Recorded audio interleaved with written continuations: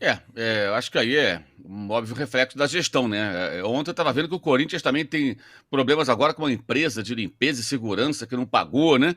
Aí tá na justiça, quer dizer, cada hora é uma coisa. O problema do Corinthians é muito além do time, né?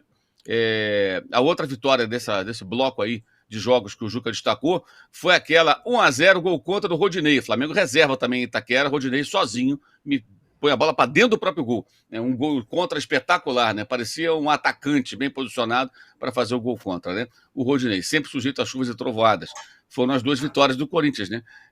Há uma diferença grande hoje. Eu acho que para domingo, embora o Flamengo não esteja vivendo ainda um momento que mereça tantos elogios, né? Deu um sinal claro aí de reação. Nunca se sabe que Flamengo vai ser esse. Vai ser o time songamonga, preguiçoso, acomodado dos jogos contra a Alcas, final do campeonato contra o Fluminense, segundo tempo contra o Bahia em Salvador, ou vai ser um time atuante, como foi contra o Fluminense em 3 ocasiões esse ano.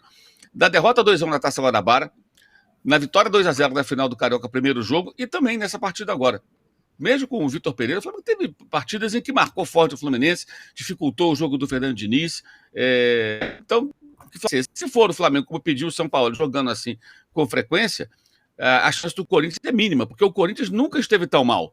O Corinthians está muito mal. O Corinthians não tem sequer um técnico capaz de entender o que está acontecendo no jogo. As entrevistas do Vanderlei Luxemburgo após as partidas, elas são para o corintiano arrancar os cabelos. É desesperador. É um negócio assim.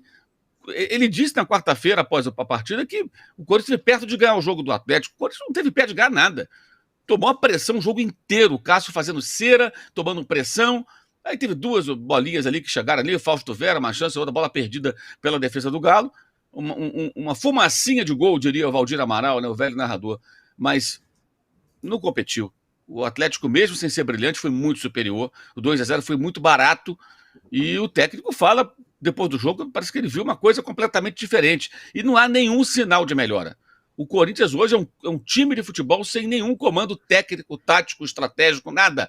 Zero. Não existe, gente. É um negócio assim que chega a ser angustiante de ver.